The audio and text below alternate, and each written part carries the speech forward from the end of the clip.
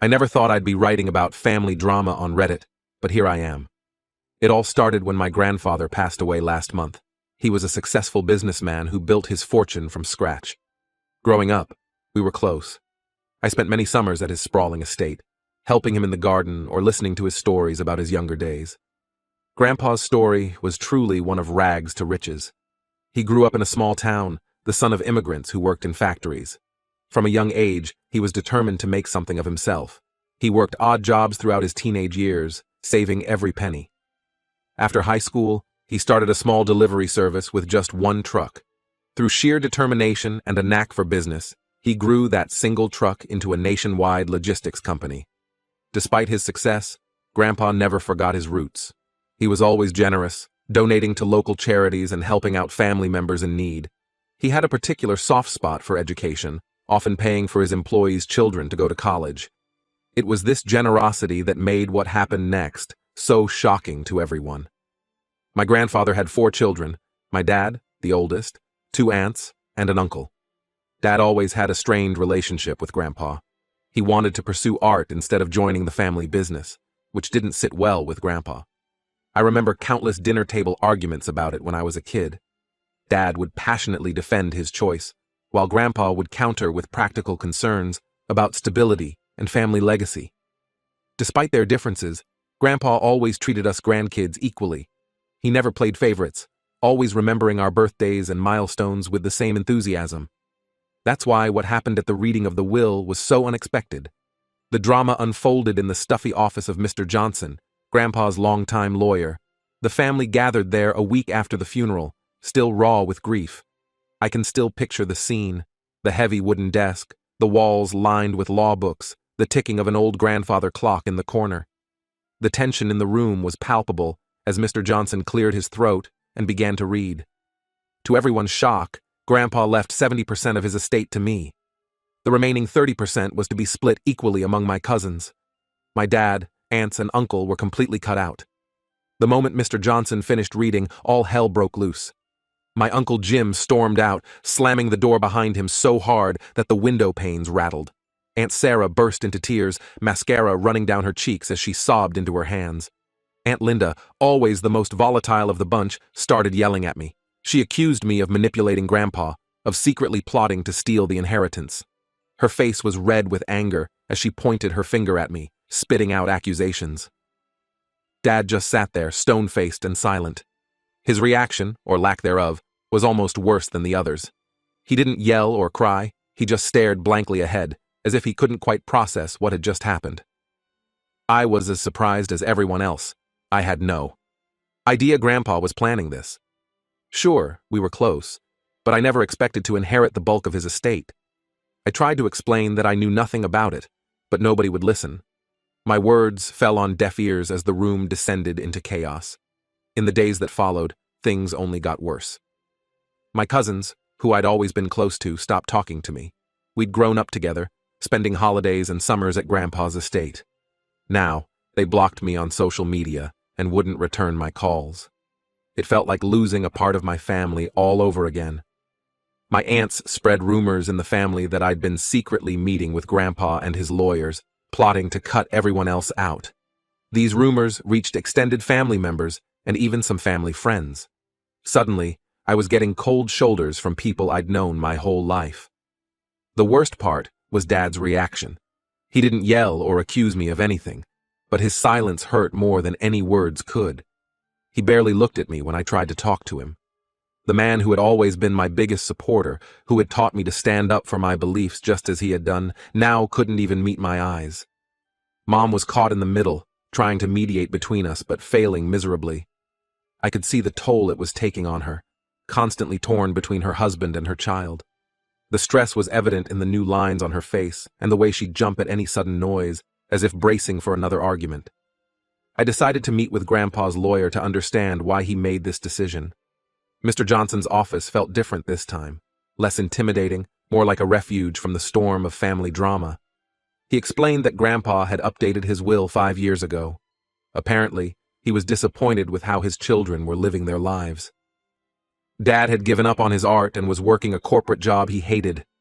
I remembered the day he had announced he was taking a job at a big financial firm. Grandpa had been pleased, but I had seen the light go out of Dad's eyes. Uncle Jim had gambling problems and had asked Grandpa for money multiple times. There were hushed conversations about unpaid debts and threats from loan sharks. Aunt Sarah was on her third divorce, each one messier than the last. Her first husband had been her high school sweetheart, a match everyone thought would last forever. The second had been a whirlwind romance that burned out fast. The third, well, the less said about him, the better. Aunt Linda was involved in some pyramid scheme, constantly trying to recruit family members to join her business opportunity. Her garage was probably still full of unsold products. Grandpa felt that I was the only one who shared his values of hard work and integrity.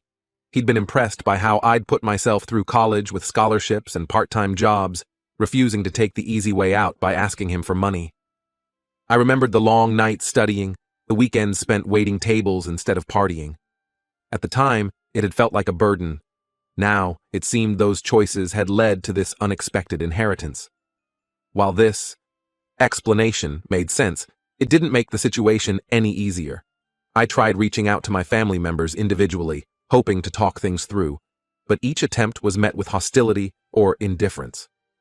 Uncle Jim sent me a scathing email, calling me a manipulative gold digger and threatening legal action. His words stung, especially coming from the man who had taught me how to ride a bike and had always slipped me an extra dessert at family dinners. Aunt Sarah left a tearful voicemail, begging me to do the right thing and split the inheritance equally. Her voice cracked as she talked about her financial struggles, how she was barely keeping afloat after her last divorce. It was hard not to feel guilty, even though I knew I hadn't done anything wrong. Aunt Linda took to Facebook, posting vague statuses about snakes in the family that were clearly aimed at me. It was strange to see how quickly she had turned on me, when just a month ago, she had been trying to convince me to join her latest business venture. My cousin's reactions were mixed. Tom, Aunt Sarah's son, told me he didn't blame me, but couldn't go against his mom. We had always been close, sharing a love for old sci-fi movies and obscure bands. His message felt like a small lifeline in the midst of all the chaos. Emma, Uncle Jim's daughter, sent me a long text accusing me of always being Grandpa's favorite and finally showing my true colors. Her words hurt more than I wanted to admit.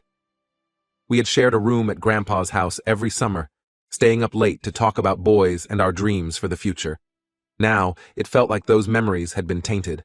The others simply ignored me. No responses to my texts, no acknowledgement of my emails. It was like I had suddenly ceased to exist in their world. The whole situation has left me feeling lost and alone. I never asked for this inheritance, and I certainly don't want it at the cost of my family relationships. But I also feel that going against Grandpa's wishes would be disrespectful to his memory. He had always taught us about the importance of honoring one's word and standing by our decisions. Would disregarding his last wishes be a betrayal of everything he stood for? I'm torn between my desire to mend family ties and my responsibility to honor Grandpa's last wishes. The money isn't even the issue here. It's the broken trust and accusations that hurt the most. I've always prided myself on my integrity, and now I'm being painted as some kind of villain in a family drama I never wanted to be part of. I'm not sure what to do next. Part of me wants to respect Grandpa's decision and use the inheritance as he intended. Another part wants to divide it equally just to stop the fighting. But would that really solve anything? The hurt and accusations might still remain, a festering wound in our family's history. For now, I'm taking some time to process everything. I've moved out of my parents' house and am staying with a friend. The distance helps, but it's strange to be away from the home I grew up in. I find myself missing the familiar creak of the stairs, the way the light filters through the kitchen window in the morning. But I know I can't go back, not until things calm down. I'm considering seeking legal advice to understand my options better, not to fight my family, but to make sure I'm doing everything right. The weight of this inheritance feels heavy on my shoulders, and I want to make sure I'm handling it responsibly. This whole experience has shown me a side of my family I never knew existed. It's painful to see how money can change people and tear relationships apart. The people I've known and loved my whole life suddenly feel like strangers. It's like looking at a familiar photograph and realizing all the faces have changed. I just hope that someday they'll realize that I never meant for any of this to happen. that I'm still the same person I was before, still their family. But for now, all I can do is try to navigate this new reality as best I can. Has anyone been in a similar situation? Any advice on how to handle this would be appreciated. I feel like I'm losing my family, and I don't know how to fix it. The path forward feels unclear, and for the first time in my life, I'm not sure where to turn. Update 1. It's been a month since my last post, and a lot has happened. I want to thank everyone who commented and offered advice. Your support meant a lot during this difficult time. After much consideration, I decided to stand my ground and honor my grandfather's wishes. This decision wasn't easy, but I realized that caving into my family's demands wouldn't solve the underlying issues. It felt like I was at a crossroads, and whichever path I chose would permanently change my relationships with my family. I met with Mr. Johnson again to discuss the details of the inheritance. His office, once a place of family turmoil, now felt like a sanctuary where I could get clear, unbiased information. It turns out that Grandpa had set up a trust, with specific conditions on how the money should be used. A significant portion is earmarked for charitable causes he cared about, and another part is to be invested in sustainable businesses. As Mr. Johnson explained the details of the trust, I couldn't help but feel a surge of admiration for my grandfather. Even in death, he was trying to make a positive impact on the world. It reminded me of the summers I spent with him, listening to his stories about the importance of giving back to the community. This trust wasn't just about money. It was about continuing his legacy of generosity and social responsibility. This revelation reinforced my belief that Grandpa had put a lot of thought into his decision. It wasn't a spur-of-the-moment choice or an act of favoritism. It was a carefully considered plan to ensure his wealth would be used in a way that aligned with his values. Armed with this information, I tried one last time to reach out to my family. I invited everyone to a meeting at a neutral location, a conference room at a local hotel. The days leading up to the meeting were filled with anxiety. Would they even show up? And if they did, would they listen? To my surprise, most of them showed up, though the atmosphere was tense. The conference room felt too small, too stuffy, as if it could barely contain the emotions swirling within it. I could feel the weight of their stares as I stood up to speak. I explained everything I'd learned about Grandpa's intentions and the structure of the trust. I talked about the charities he wanted to support, the sustainable businesses he hoped to foster. As I spoke, I could see a mix of emotions playing across their faces: surprise, skepticism, and maybe, just maybe, a glimmer of understanding. I also made it clear that while I was open to discussion, I wouldn't be bullied into going against Grandpa's wishes. It was hard to say those words, to stand firm in the face of my family's disappointment and anger. But I remembered Grandpa's lessons about integrity and knew I had to stay true to my convictions. The reactions were mixed. Dad, who had been silent until now, finally spoke up. His voice was quiet, but in the tense silence of the room, it carried clearly. He admitted that he'd been angry not at me, but at himself. He regretted giving up on his art and disappointing Grandpa. As Dad spoke, I remembered the paintings that used to fill our house, the smell of turpentine that always clung to his clothes. I thought about the day he had packed away his easel, declaring that it was time to grow up and get a real job.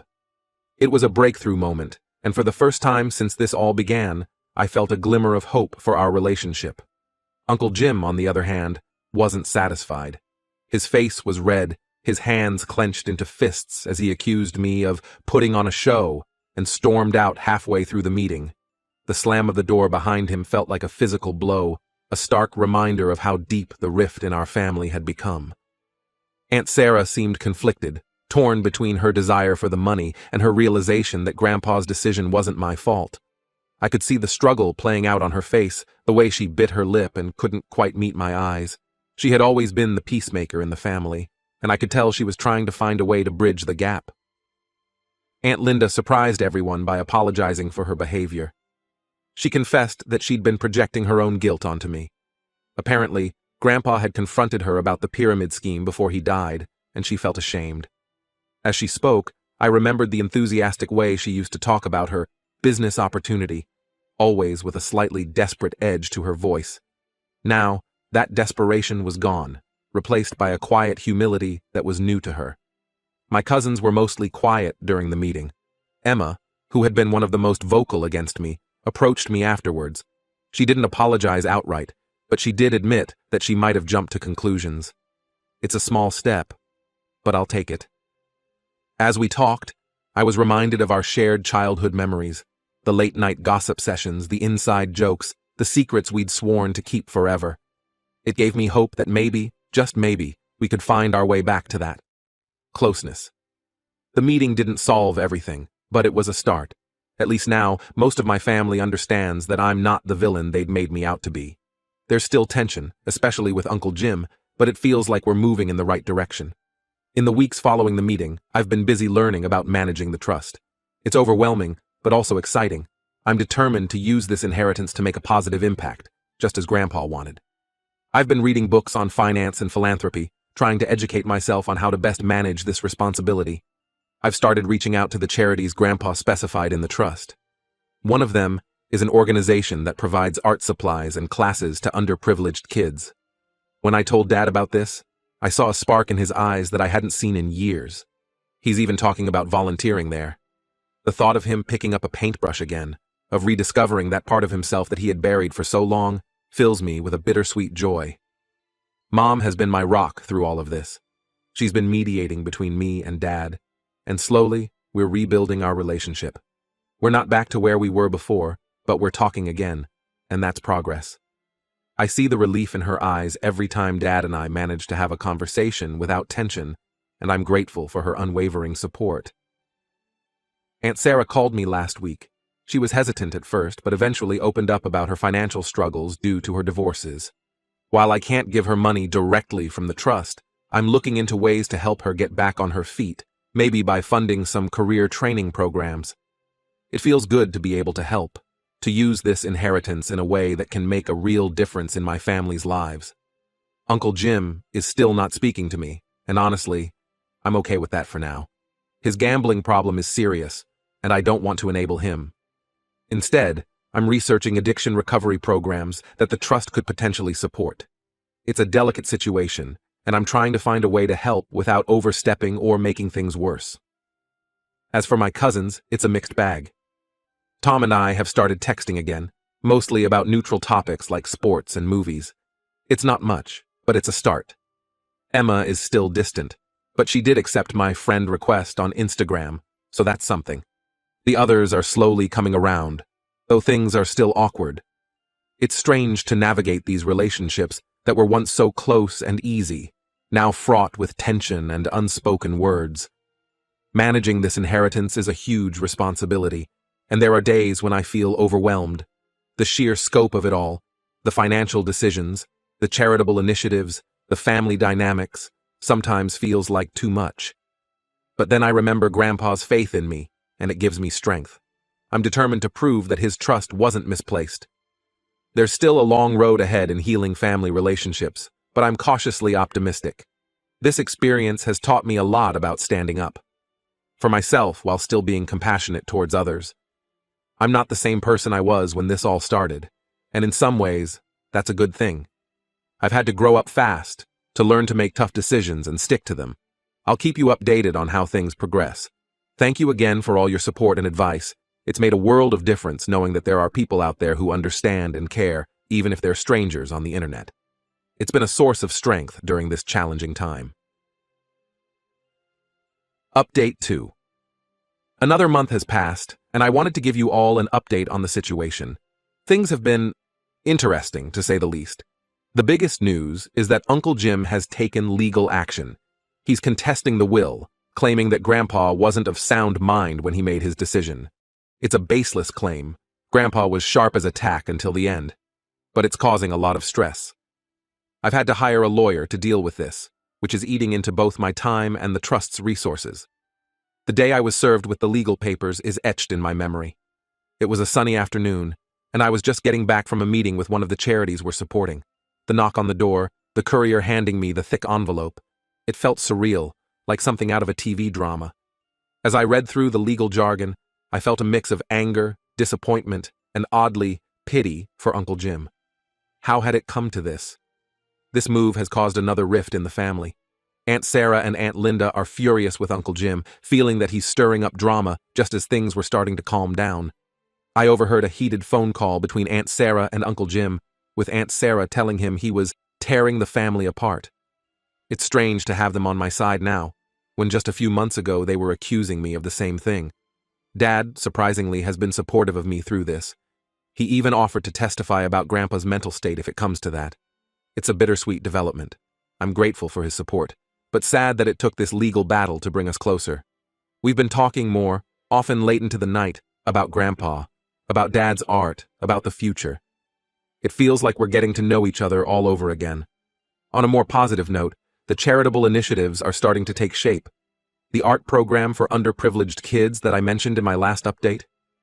It's been a huge success. Dad has indeed started volunteering there, teaching a weekly painting class. It's amazing to see him rediscovering his passion for art. Mom says she hasn't seen him this happy in years. Last week, I stopped by during one of his classes. Seeing him there, surrounded by eager kids, paintbrush in hand and a smile on his face, it was like seeing the dad I remembered from my childhood. Aunt Linda has done a complete 180. She's abandoned the pyramid scheme and has been helping me research sustainable business opportunities for the trust to invest in. It's been great working with her and seeing this new side of her personality. She's got a keen eye for detail and a knack for numbers that I never knew about. We've been spending a lot of time together, poring over business plans and financial reports. It's brought us closer, and I'm starting to see her less as just Aunt Linda and more as a person in her own right. Aunt Sarah took me up on the offer for career training. She's enrolled in a program to become a paralegal and is throwing herself into her studies. It's early days, but she seems motivated and excited about this new direction in her life. She calls me often to chat about her classes or ask for advice on assignments. It's a new dynamic for us, and I'm enjoying getting to know this more focused, determined version of my aunt.